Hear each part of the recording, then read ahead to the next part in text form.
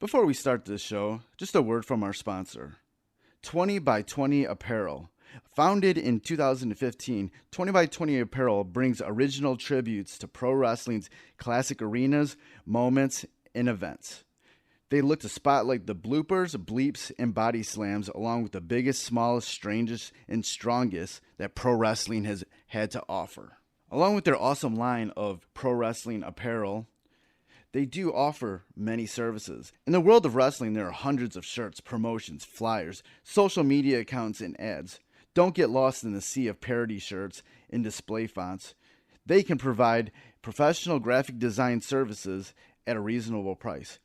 20 by 20 also hand screen prints all the tees in-house. If you would like to discuss possible run of tees, posters, koozies, foam fingers, or whatever, drop them a line. Go to 20 by 20 Apparel. That's the number 20x, the number 20 apparel.com. Now, let's get to the show. Fresh is the word.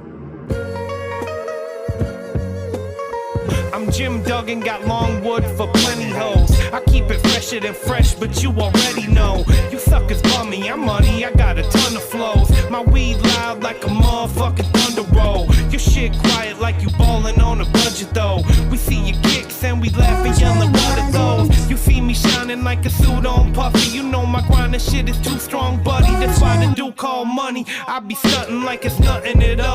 Cause it's nothing to me, it's probably something to y'all. Trying to smoke like me, then come and fuck with your dog. Got a closet full of kicks, you can't cop at the mall. And I'm fresher than the freshest, you can tell it's in my essence. Bitch, you see the way I'm rapping, yes I do this shit to death. I tell I'm running out of breath, I tell somebody cut a check. But either way you know it's fresh, and either way you know it's fresh. Fresh, we fresh. Fresh, goddammit, we fresh.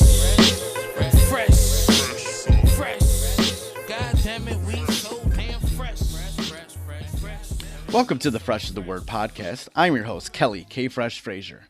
And on Fresh is the Word, we like to deliver wisdom through great stories from the minds of bright creatives of pop culture. Through those stories, we like to dissect the journey of our guests and present actionable lessons and advice for our listeners, no matter what career or avenue of artistry they pursue. And before we get into this episode, I want to give a shout out to Knox Money, Bang Belushi, and Foul Mouth for the theme music for Fresh is the Word. And if you would like to support the podcast, you can always go to freshisthepodcast.com and just share any of the links for any of the episodes on any of your social media platforms. And also, you can subscribe to Fresh is the Word pretty much anywhere that podcasts are streamed. And that includes Apple Podcast, Spotify, Stitcher Radio, pretty much everywhere. And please rate and review, especially on Apple Podcasts. It will definitely help out the show. If you want to contact me, you can always reach me by email at djkfresh@gmail.com. Or you can follow me on Twitter and Instagram at KFresh is the word, and on Facebook at facebook.com/KFresh. And you can also follow Fresh is the Word on Twitter at Fresh is the Word, and that's is with an IZ, Instagram at Fresh is the Word Podcast, and Facebook at facebook.com/Fresh is the Podcast. And this is episode 142, and this episode's guest is Tim Yogi Watts, drummer of the metal band Demon Hunter. Recently, Demon Hunter released a pair of albums, the more aggressive War and the melodic Peace. During our chat, we talked about the new albums War and Peace, the history of the album, the band's musical influences, taking musical risks, and his thoughts about being coined a Christian metal band. Now let's get on to the interview with Tim Yogi Watts. Yeah, Demon Hunter, you guys just, put out two albums, not just one, two albums. They're both kick-ass, both great. Most bands can't even put out like one solid album. You guys put out two. Most bands probably don't even record that much material as you guys recorded and put out. Like, so, what was the idea of doing two albums, and how were you guys able to put out so much quality material on those two albums all at the same time?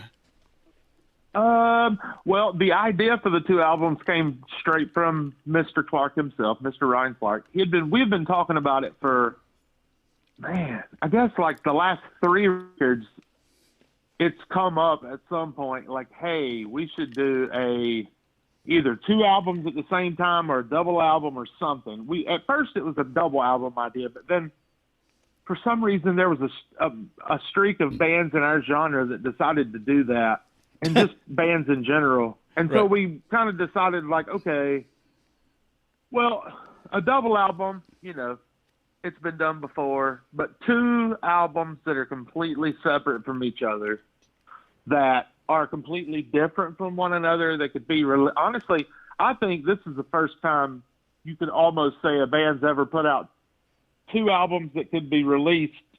Like, you could have literally not released Peace in the metal world because it's not a metal album. It's a rock and roll record. It's call it whatever you want to, active, adult rock, modern rock. There's so many terms for music. I don't know. I just know that it's a rock and roll record with, I feel like there's all kinds of influences in there. There's doomy influences, there's gothy influences, there's pop, there's metal, there's arena rock, there's a little bit of everything. Right.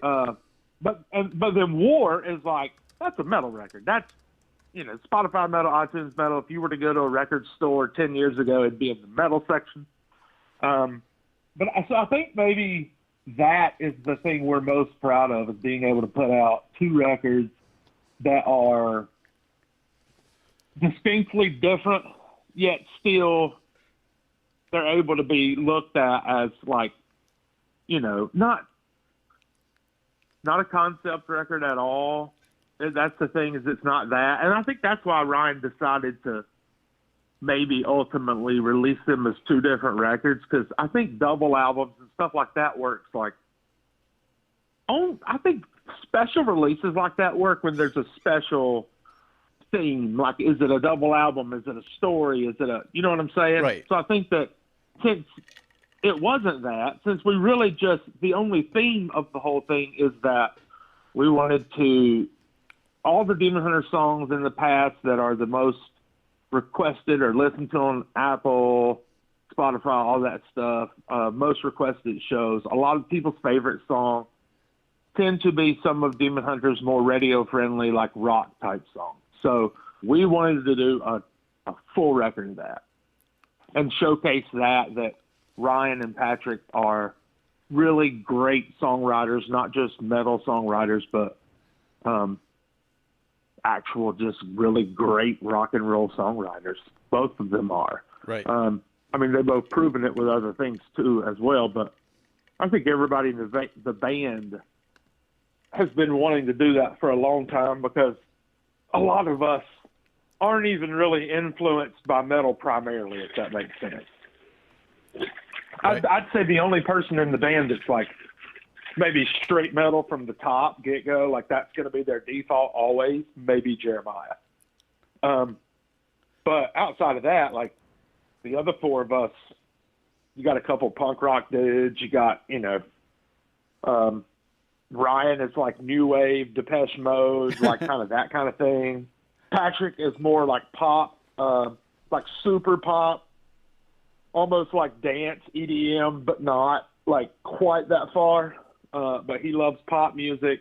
But we all love metal, you know what I'm saying? But I don't know. I think it's just, man, we really wanted to kind of showcase all those influences, and we kind of needed to do 2 records to do it. Did you guys find that it was easy to come up with that much material? Okay. Really, the true answer here is going to sound completely conceited or confident, or I don't really know what word you want to use, but no. Like, only because, man, no, here's the thing, though. So Ryan is always writing all the time. Like, music never leaves that dude's head. It never has. That dude is always writing, and any time he even has a slither of a chance to get in and know anything, he does. Patrick is the most prolific songwriter I have ever been around. Like, when we recorded, I'll put it to you this way. When we recorded these 2 records, which was when I did drums on them, was just a few months back in the fall, I guess. He already had probably another 20 plus songs, maybe 30, honestly, that weren't that he hadn't written for these two records, but he had written since we had started recording these two records for the next whatever's happening with our band. Wow. So not really. I guess in that way, it's not really. Maybe to narrow it down to like 22, because there's 10 songs on each album, like the regular releases, and then there's two extra. There's an extra song on each album if you ordered the deluxe version. And then they're released on our fan club site and stuff. Probably be pretty hard to get a hold. I mean, you know how today though, people probably heard them. I mean, right. it's not like it's really hard to get a hold of anything these days. But yeah, there's a couple tracks that didn't get on the regular releases. And the funny thing about that is both of the tracks that didn't get released on the regular albums are two of my favorite songs from both of those records. So that's what's kind of stupid to me. But I mean, we definitely narrowed it down, and there's a lot of songs that a lot of us love that didn't make the cut. Wow. So I mean, yeah, we could have done. Man, we probably could have done 3 records, honestly. I know that sounds ridiculous, but we could have. Just 'cause, here's the thing. So I say that because of this. I say that not because any of us we're probably the least proficient metal band. And if you listen to what I'm saying, least proficient metal musicians of all the really big modern metal bands that are out now and kind of are in our genre, our peers and stuff. Like, we would admit that none of us are virtuosos. None of us are, there's every drummer in every metal band is pretty much better than me. But I'll say that I think that all of us work really well together. I think that where any of us are limited, the other dudes in the band are really strong. And any of the places that dudes, the other dudes who are strong in those areas are limited in others, and that's where your strength comes into play. And I think that, everybody's philosophy as far as what they bring into the band, everybody is so comfortable with their role musically. Yeah.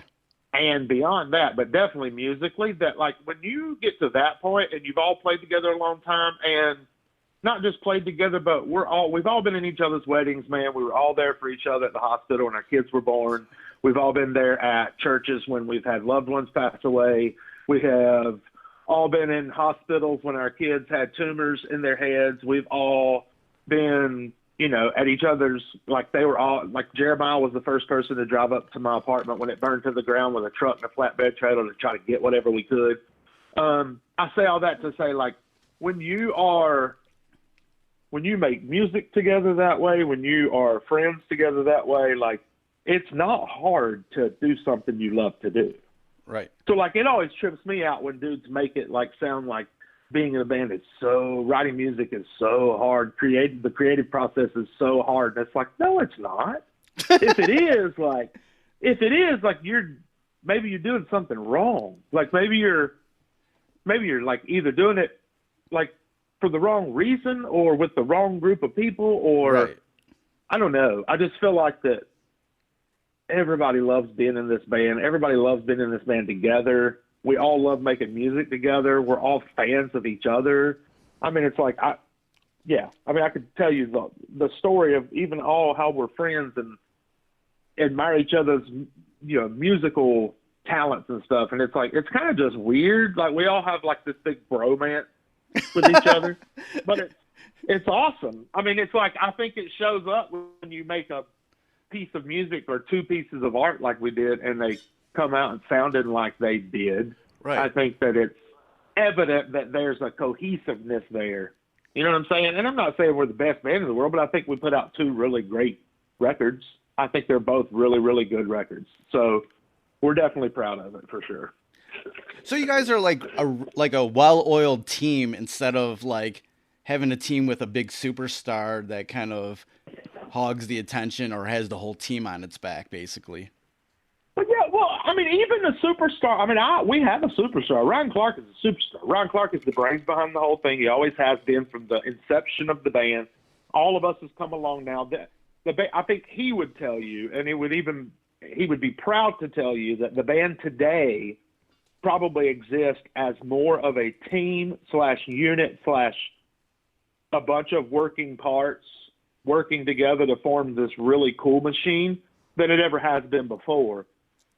But from day one, let's not mistake it, until now, all of us know that, like, if they say the buck stops here, it's like, ultimately we know the vision for this entire thing is and was Ryan's, and all of us, it has become ours, and we've all, I don't know, man, it sounds super cheesy and all that stuff, like, whatever, no. I get it, like, blah, blah, blah, but it's just the truth, man. Like, we're all started out as either fans or friends of his, and, I mean, I was a fan before I was in the band. I was a fan for a year and a half, you know, and I just happened to be able to, I'll be lucky enough to record a record in the basement of the building they worked in. And I ended up hanging out with them for a month, and we got along really well. They loved my southern, fast, blabbery self, and they thought I was hilarious. And when Jesse left, the original drummer, they called me and asked me to do it. And which was crazy because I'd never been in a metal band before. I'd never played heavy music. I'd recorded plenty of music. I had played on several really big, like, Christian, contemporary Christian and, like, Christian rock records. Yeah. I played on a record that won a Grammy. I'd done all that stuff before I was ever in Demon Hunter, but I had never played in a heavy band. I had never touched a double kick pedal, like a lot of that kind of stuff. And they knew that, but they also knew that, I mean, they thought I could pull it off. They'd seen me play before, and they were confident. And as long as I was confident in myself, that's exactly what Don told me the first time. Ryan's brother, he was originally in the band with Ryan. Yeah. He's like, do you think you can do it? And I was like, yeah. He's like, well, if you do, we do. Awesome, let's do it. And I thought it would be one tour, and it ended up being, this will be year 15 album. This was my 7th and 8th album as the Demon Hunter drummer. So I'm proud of that, plus one live record. So I think now I could safely say that I'm the drummer in Demon Hunter for now and forever. How long did it take for you to, like, really take hold of that role and say, yeah, I'm the drummer for Demon Hunter now? Man, probably Storm the Gates of Hell record. Like, I did the tour for Summer of Darkness, which was the second album, and then I recorded the triptych and I toured the triptych, and I think that record blew up, and that was awesome. And I you know, but I was still that was my first album playing in the band. It was my first metal record I had ever done. Yeah. So there was definitely, like, a little bit of trepidation, or not trepidation, but just a little bit of, like, question mark for me, myself, of like, okay, this is kind of your put up or shut up moment here, like this record. And it blew up. And I think once we realized that record had a lot of success, and it was the biggest record, you know, the third record, and it ended up being the biggest record that Demon Hunter ever had sales-wise. And so I think after that record, when we went into doing Storm the Gates of Hell, I personally changed a lot. I lost like 170 pounds. Just a bunch of stuff happened in my life between the end of the triptych touring cycle and the beginning of recording Storm the Gates of Hell. And so I really went into that record, like, super confident, like, super, like, I am the drummer in Demon Hunter. When I go places and people, you know who the band is or something, and they recognize me from the band, they know that it's me, Yogi, the drummer from Demon Hunter. You know, like, fans would come to shows, they knew my name. I think that's when I started being like, okay, I'm the drummer in Demon Hunter finally. Like, this is awesome. Like, I guess I'm going to stay for a while. Like, this is not going to be, like, I just felt like for the first couple years, I felt like the rug was going to be swept from under my feet, if I can, you know, put it that way, I guess. Just because like I told you, I was a fan before. Right. I saw them the first time they ever played a festival at Cornerstone in Illinois. And I just couldn't believe, like, how god dang awesome they were. Like, I couldn't believe it. And I was just like, Ryan, it was so, like, he had a beard down to his freaking belly button almost back then too. So it was just like, I was a fan, man. I still am, dude. I'll be honest. I know I get to play drums on the records, but I'm still a fan. Like, I'm a fan of Ryan Clark. I listen to our band. This sounds cheesy and probably makes us sound like douchies, but like honestly, dude, like I have a hard time keeping up with what's coming out now, man, and I know the other guys do too, just because I end up listening to our records a ton. I mean, call that what you will, dude. I don't really even care if anybody thinks that's dorky. Like, hey, man, I'm sorry that you're not a fan of your band. Like, I'm sorry. Like, I am genuinely bummed out that you don't enjoy listening to your records, because to me, that doesn't make sense. I love music. I get to make music. I make the music that I really, truly want to make with the dudes I really, truly want to make it with. Like, of course I want to listen to it. Like, this is all the stuff that I love listening to wrapped up into one thing, like done by a couple of guys and produced by my friend who's in my band. Like, just the whole thing's cool to me. Like, I really enjoy it, and I really enjoy the band, and I enjoy playing in the band. And I feel lucky still after 15 years. I feel, you know, now the talent in the band is at an all-time high, and it's kind of just like, yeah, man, it's cool, dude. I don't know. Like, you know, sometimes you hesitate to say things like that because you don't know if it sounds braggart or if it sounds braggadocious or whatever, man. But I don't know, dude. I'm into it. I think we put out 2 really great records. I think it's time for people to kind of notice that, hey, this isn't just a Christian metal band. This isn't just this is 9 and 10, man. This is record 9 and 10. 9 and 10, dude. Like, Octane is still playing our songs. We're still selling records. People are still coming to our shows. Like, the whole, like, Demon Hunter is anything other than just a kick-ass metal band, like, needs to just go out the window. You know what I mean? Like, right. With that banana peel. Like, because it's just, I don't know, man. Not to get into that stuff too deep, but it's like, come on, man. 10 records and people are still into it, and I think we're still putting out the best music. I think we're putting out the best music we've ever put out.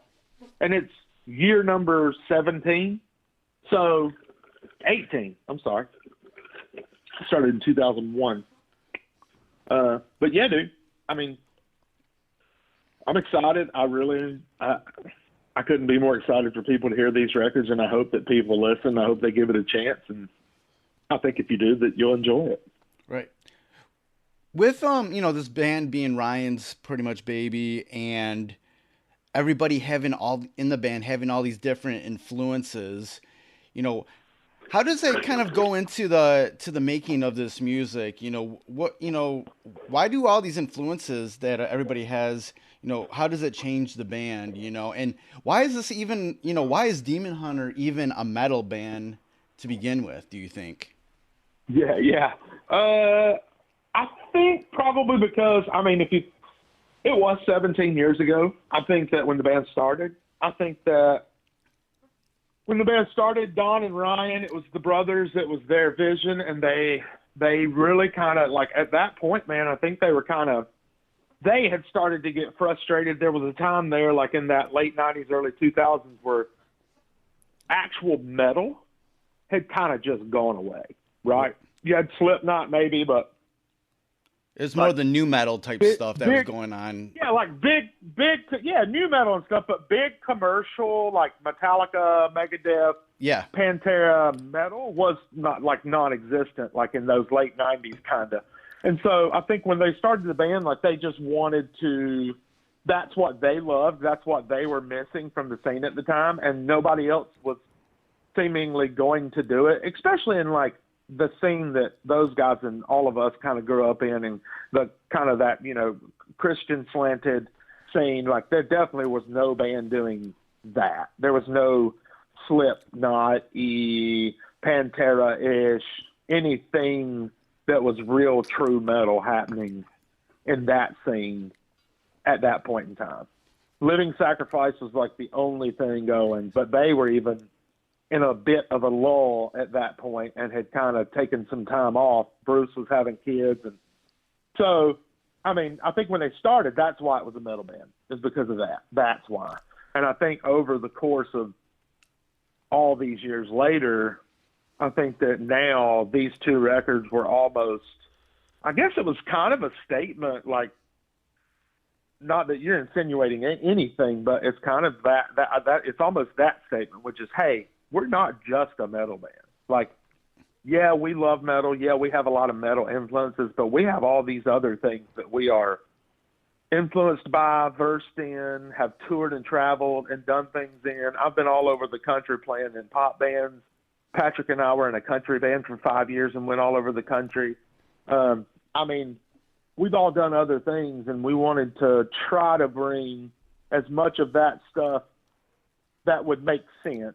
Obviously, it's not going to make sense to put a dobro in a metal song or a banjo solo. It'd sound like a friggin' mess. But you know what I'm saying? Bring as much of that as we could into these two albums.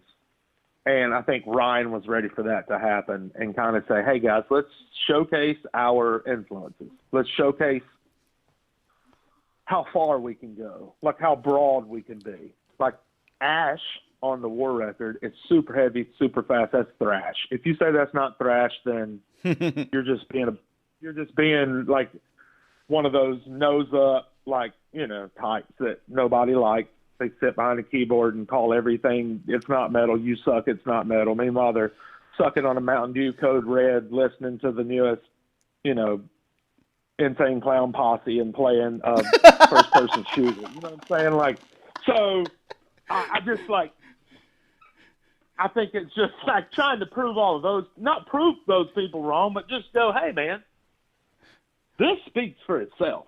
Right. Like, that song is thrash, that song is metal, and then you flip the coin and go over to Peac, pull that record out and put it in, and there's Fear's Not My God, which is a piano ballad, which is like not metal at all. You know what I mean? Or When the Devil Comes, which is like has an acoustic guitar and almost has like a little bit of a Braveheart feel to it. Or like Braveheart meets Depeche Mode, which sounds crazy, but you know what I'm saying? Like, it's that, and then you turn around, and on the other record, it's The Negative, which has like a punk verses, like straight up punk rock verses. Actually, that song's got a real like melodic hardcore and punk influence to it. So I don't know, man. Like, just trying to like go, hey, you can think outside the box, guys. Like, you don't have to, like, you can be a metal band and still write really good hooks. Yeah. And really great songs and have really great lyrics that aren't stupid and aren't saying a darn thing. And, I mean, stupid lyrics are fine, too. I listen to music with stupid lyrics.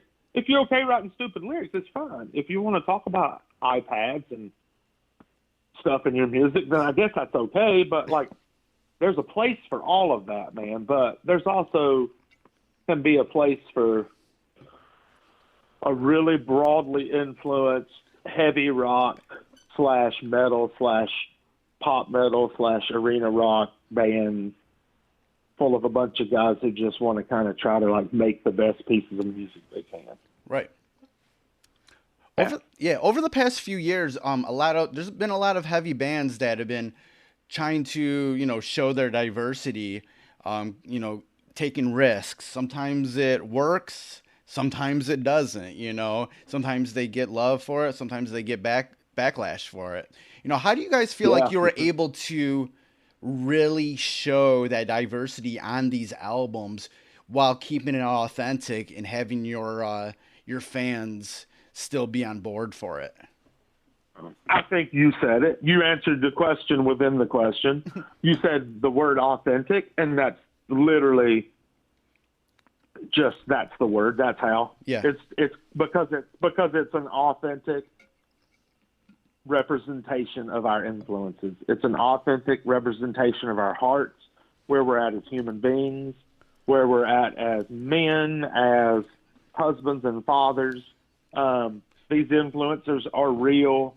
We're not just doing it to try to make some money. We don't tour that much. We don't really care about how big we get. We really don't. Like, Demon Hunter fans are Demon Hunter fans. We gain a few every once in a while, and that's awesome, and we try to gain as many as possible, but we're trying to make the best music we can for the people who love our band and have loved our band for the long haul. And anybody that comes along for the ride at any point, we just want to, from record one till now, these 10 albums, I feel like has been good albums full of really good music.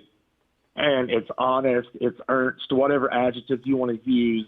I think that's the thing that everybody knows, man. We're not trying to be nobody. Like, we've never went with any kind of trend. Look at our band from day one. Look at it now. Like if you can peg a trend on us, like then go right on ahead and be my guest and try. But Demon Hunter has never played into any trend. We were never emo. We were never screamo. We were never crabcore. We were never.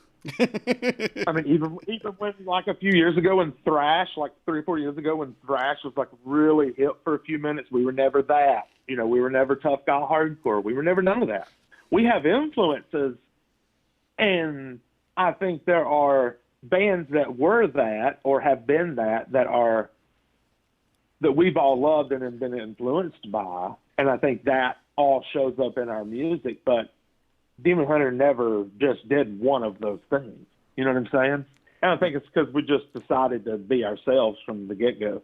And I don't think we've ever really tried, you know, too hard to try to, like, fit into anything for anybody, you know, other than the people that love our band. Right. At this point. I think that's the only thing we feel loyal to, period. We don't feel loyal to the scene. We don't feel loyal to a label. We don't feel loyalty to anything. I think we feel loyalty to the Blessed Resistance, to the people outside of the Blessed Resistance who are Demon Hunter fans, to future Demon Hunter fans. I think that's who we feel loyalty to. We feel those are the people that when we make this music, when we all leave home and leave our kids and go and even leaving our kids to go out for the day to write and be locked in a room for a while or whatever. Like when we do that, we're doing it for those people, like, right. And ourselves. And we're all the same. Like it's God, that sounds so cheesy. I know, I'm sorry, but it's just the truth. It is, man. All of the dudes in our band and all of the people that listen to our music, all of us are the same. We're all the same person, man. We're all the same person that, like, we love this band. We love this music. It means something to us. We need it. I need it, dude. If this stops, I don't know what I'm going to do. Like, and I don't mean like I don't know what I'm going to do. I know what I'm going to do. I'm going to work for OBIS inspections and inspect cars' emissions for whatever state in this country that I could transfer to or whatever else, and I'll raise my daughter, and, you know, I'll have a beautiful wife. I know what I'm going to do with my life if the band ends. But musically, I don't know. If nothing else gives me what this band gives me. And I mean as a fan, not as a musician. I can go get another gig. But as a fan of this band and as somebody who loves being in the band and being a fan of the band, like I want it to be around for a long time. And I think in order to be around for a long time, you got to keep making really great music. Yeah. And if you care about the people you're making music for and you care about the people you make music with and you care about the music you're making, there's really no reason to stop until physically you can't do it anymore, you know? Yeah. As a band that is dubbed a Christian metal band, has there ever been any sort of obstacles from anybody in regards to being that type of band?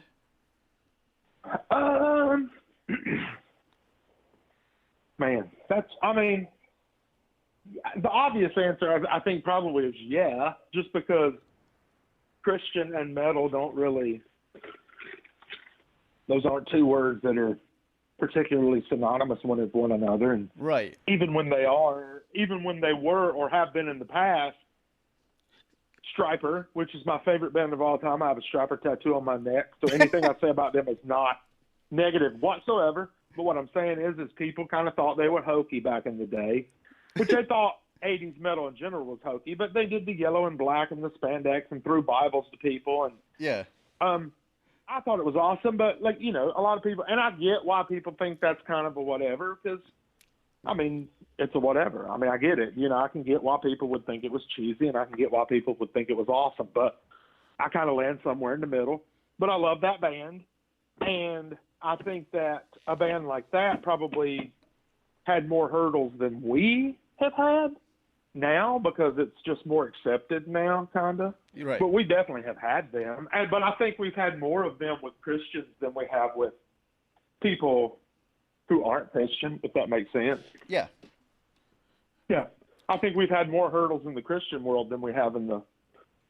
I mean, anytime we went to a festival that wasn't Christian, we've never been treated anything less than just like everybody else. Why did you get some We've sort of always been pushback from Christians? Because we never played that game, honestly. We never played that game. Demon Hunters never, and I don't mean this in a bad way, but we've never stepped foot and played a show in a church ever. Right. It's not our deal. Like, not that there's anything wrong with dudes doing that, but that's a whole conversation for a whole nother podcast with a whole nother person probably, but that's fine, whatever. It's just not what we do. So that's definitely one way. Like, people get offended when you turn down a Christian festival. No, we don't want to come play there. Why not? You know, you're too good for this, or, oh, you guys aren't really Christian. It's like, no, we just don't want to preach to the choir anymore. You got 78 bands that are going to come preach to your choir, and we're not going to be one of them. Just not really our thing. We'd rather go somewhere where people who really, really need to hear a positive message, where those people are. And, you know, there's going to be plenty of people at Creation Festival, plenty of bands that are going to tell all those good Christian kids exactly how good Jesus is, and that's awesome. But we're going to go talk to some other people about some other stuff, like stuff that, you know, real life stuff that's happening to them and that's happened to us, and kind of just give our whatever. If people want to know what our opinion is about it, or if fans want to talk about things they're going through, and we're available, we're always willing to talk to people. And so I think that's the way we want to do it. That's the way I want to share my life with people, is through those experiences. Like, I don't know. I don't know, man.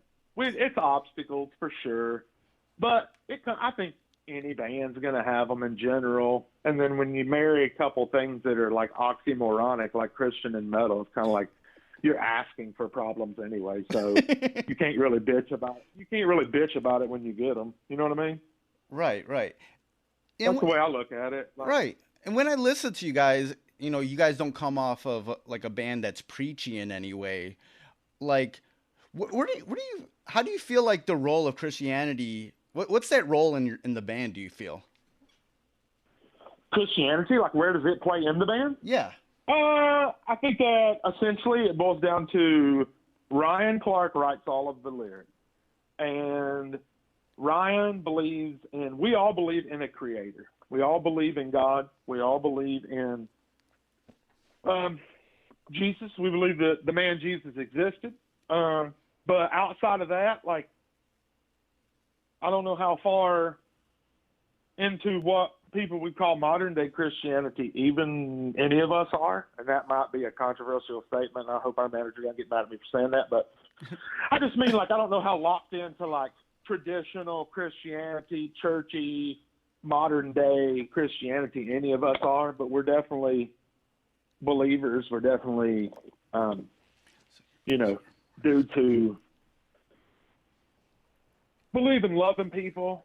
But I just think that modern Christianity has kind of gone askew, shall we say. Right. So I think Christianity plays a part in Demon Hunter because Ryan's lyrics are truly, honestly, like, his point of view is coming from his lyrical outlook and point of view is coming from a man who believes in a creator and who believes in something after this physical life that we have here on earth is over, that there's something else after that. Now, if some people want to know what we think that is, they know exactly where to ask. They know exactly how to ask. Let's do it. But I don't think it's our job to tell anybody that they need to be living any kind of way, because I don't think that's what Christ ever did. He never told anybody they needed to do anything. He just went and loved on people, listened to people, and that's it. Like, literally that's it. Like, there was no – people always talk about Jesus preach, and it's like, did he preach, or did he just, like, go and show up and tell these people how much he loved them and about this creator? Like, I don't know. Like, it's just one of those things. Like, we could talk about it all day because I grew up in the church. My uncle's a pastor. My parents are music ministers. My other aunt and uncle are the children's ministers. My grandma and grandpa were church secretary and treasurer. My sister sang in the church. I played in a Southern gospel group with my family, my parents and my sister, until I was about 14.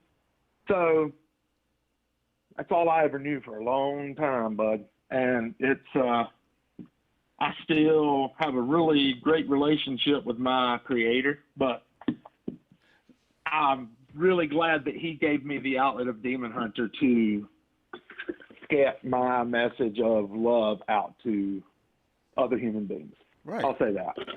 So you guys have, Yep. so you guys more or less just have a personal relationship with Christianity rather than being a part of any of the organized stuff of it all. Oh yeah, at this point, absolutely, 100%. You know, there've been, like I said, I grew up in it, and John worked in the church for a long time. Ryan's dad was a pastor. I mean, there's definitely all of us, not all of us, the three of us, John, Ryan, and I, have all been involved in the church at some point in our lives, but not now as older adults. And Patrick, Jeremiah never have. And you know, if any of us go to church, it's on us. That's what, you know, that's, you know, I think everybody has and does at some point. Sometimes they don't, whatever, I don't know. But I think it's all more personal, man. We don't, that's the thing, dude. Honestly, we don't even really, unless it's like a newsflash, unless it's like after a show, couple glasses of whiskey and a beer or two in, and we're sitting around talking about stuff that's happening, or, you know, these major events in your life, or whether it's just kind of those late night discussions. It's not like we get on the bus and like immediately whip out our Bibles and start having a Bible study and talking about that stuff. No, and I don't want that to sound mean. Like, if that's what a person does, that's awesome, man. Like, that's Right.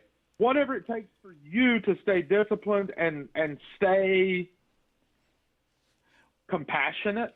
I think that's the things people, like, they think being a Christian is about being in this club or being a part of this thing, when really it's about having a relationship with your creator and then being able to use that relationship to keep you centered and to keep you compassionate towards people, to keep you interested in people, to keep you interested in life, to keep you honest and humble, and to keep you focused on like what you need to do. Because I mean, it's not like these days, especially in 2019, like being a human being is kind of not really easy necessarily anymore. Right. So I think you need something, man, to help keep you centered and keep you on that path, man, of like trying to get through your life. Because let's be honest, man, you can sit around and hate anybody. You can sit around and hate people all you want to. You can hate people for being gay, white, black. I don't care. But hate them for being whatever you want. You can do that, but what good is that going to do you? Right. None, literally none. You're the one that's hateful. You're the one that's miserable. So to me, why not just buy into the love movement, I guess? Or like, my buying into it happens to be through a creator and through Jesus, but man, even if you don't buy into it through that way, buy into it somehow. Mm-hmm. Like, there ain't no reason to be hateful, man. Like, it don't do nobody no good, and it's actually making our country suck balls right now. Like, so Right. Yeah, let's try to figure out a way to be nicer to each other. How would you describe your relationship with your fans? You know, what do you hope your fans get out of a Demon Hunter record or a Demon Hunter show? And, you know, what do you feed off at shows when you see all the fans in the crowd? I want for those people, our fans, I want for anybody involved in the band, myself included, our families, our friends, I want for everybody to feel like they are a part of something, that they're a part of this thing.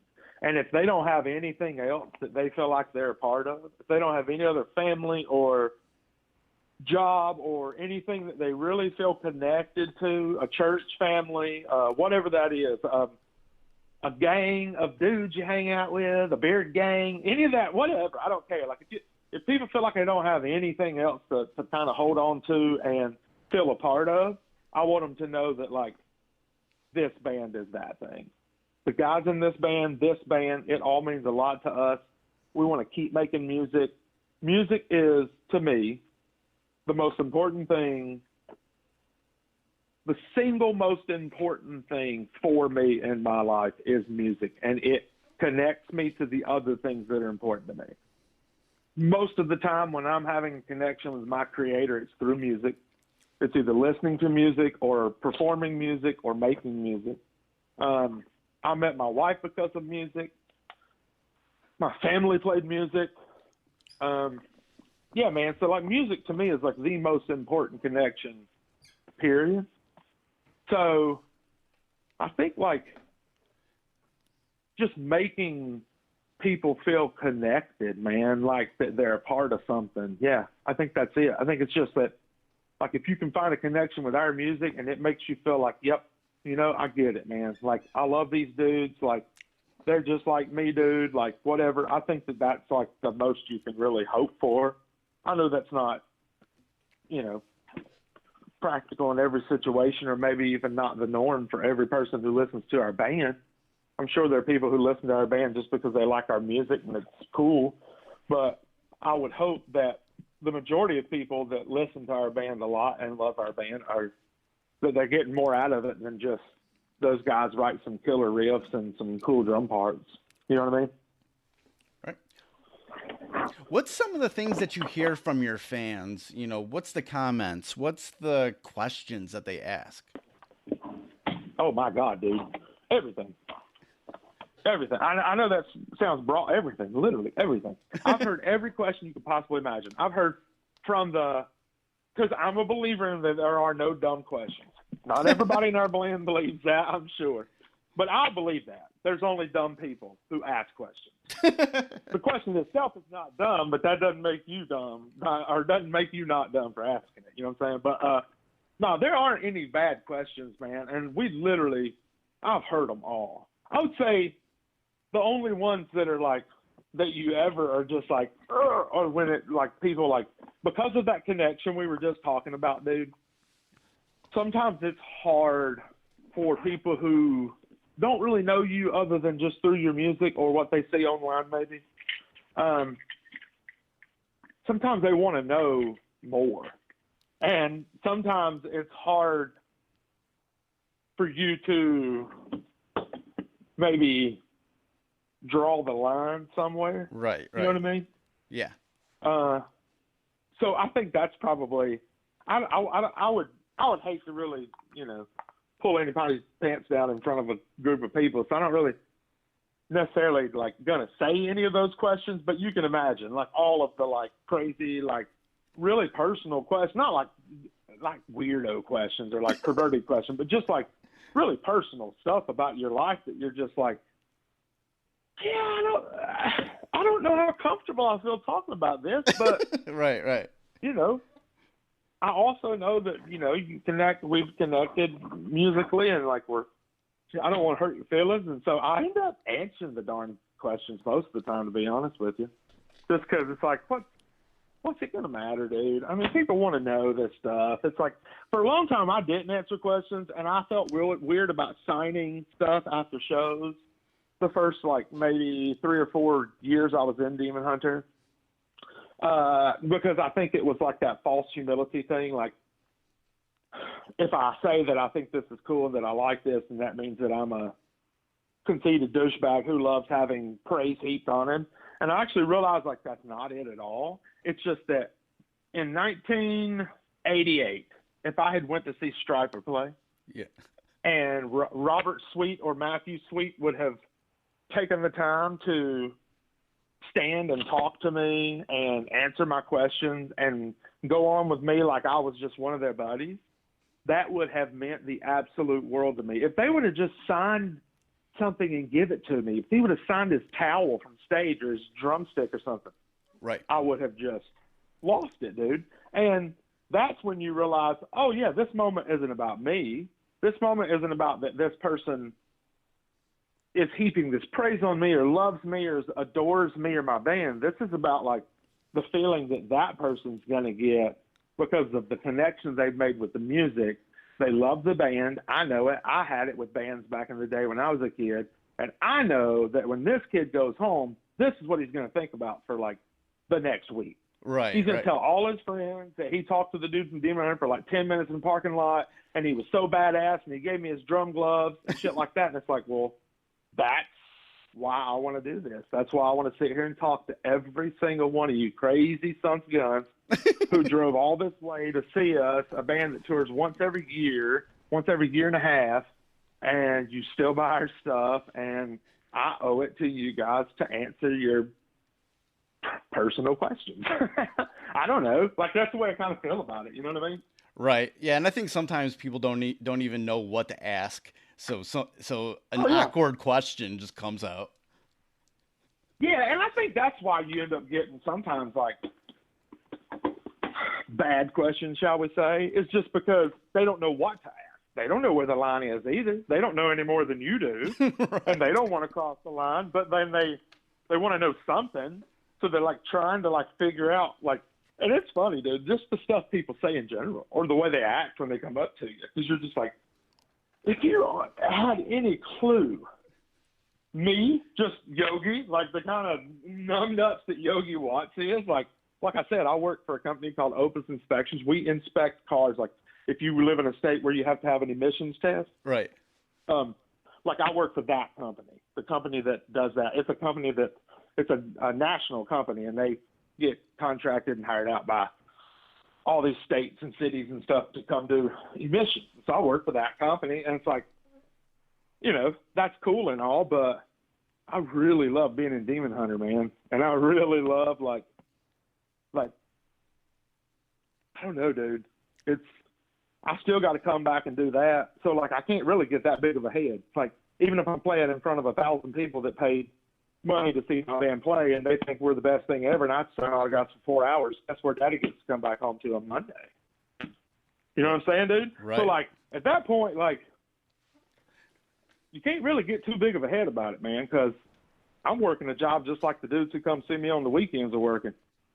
You know what I mean? So, like, that's why I told you, I feel like a responsibility almost, because those are just my friends who happen to share the same taste in music I do. And, you know, I was lucky enough to, like, be able to find some dudes who wanted to make music with me or let me make music with them. And so we put this music out, and then my friends buy it, and then they come and see us play, and they support us. And so I stay after, and I hang out with them as long as I can, and then I go to the next city and hang out with my friends there.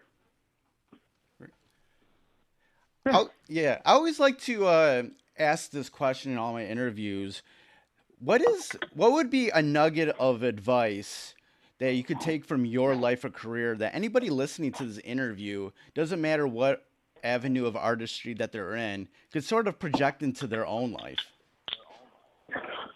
Be a good dude. Be a good hang. Be a good person, whether it's a dude or a dudette, man or woman, whatever.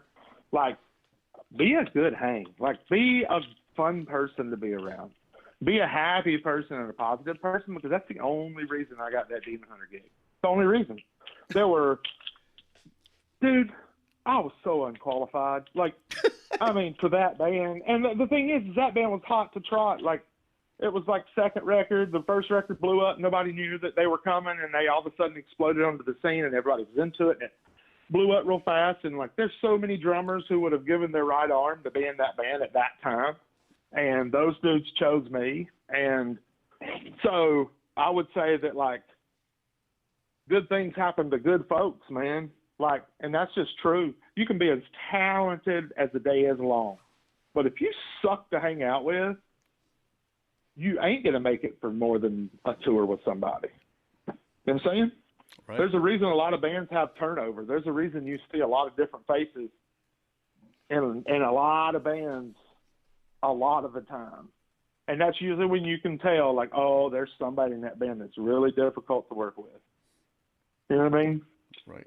But when you got dudes who are in bands for years, and then, like, maybe one leaves because he had 2 or 3 kids and he doesn't really want to tour anymore. And then all that stuff's, like, normal. And that's kind of the stuff that's happened to us. But I think just being a good hang, man, is, like, really, really important. And just be sold out to whatever that thing you're passionate about is. You know what I mean? Be committed to it. My daughter, she finally decided to come in here and start yelling at me. I think yeah. that's I think that's a good time, man. She's like, let's wrap this yeah, up, dude, Daddy. yeah. Yeah, dude. Oh my goodness, Lady Bird. You hit your head. Sorry, guys. I'm sorry. I didn't mean. I've been in the back of the house, and she found me finally. Well, I think that's a good. From her this whole time. Well, I think that's a good time to wrap up this interview. Where can people go online to get more information about Demon Hunter? DemonHunter.net. TheBlessedResistance.net is the Demon Hunter fan club site. It's a monthly membership, but you can go on there and read about what all is included in that monthly membership. It's like a streaming service. We have really worked hard on that. Maybe we can talk about that another time, but that's another big thing for the band that kind of was launched with these 2 records. So I'd say go check that out, BlessedResistance.net, DemonHunter.net, of course, Instagram, Facebook, all that good stuff. And then you can find our music everywhere you can find music. Spotify, Apple Music, probably any streaming service, Walmart. Best Buy quit selling records, so I probably wouldn't go there. Right. Whatever. Awesome. I bought mine at a record store in Arizona. I was in Arizona last week watching a little spring training baseball and visiting some family. And I bought mine at a wonderful record store in Arizona called Zia Records. If you're in the Phoenix area and you're listening, that's where you should go buy it. So, yeah. All right, man. It's been great talking with you, Yogi. Yeah. Thanks, brother. I really appreciate it, man. Thank you. I hope it was I hope you got what you needed, my friend. Oh, definitely, man. You have a good day. You too, buddy. God bless you, man. Now that was my interview with Tim Yogi Watts, the drummer of the metal band Demon Hunter. Their pair of albums, War and Peace, are in stores now. Links to where you can follow Demon Hunter and listen to the new album are in the show notes for this episode at freshasthepodcast.com. Now that's another episode in the books. Thank you for listening. Goodbye and good night. Fresh is the word.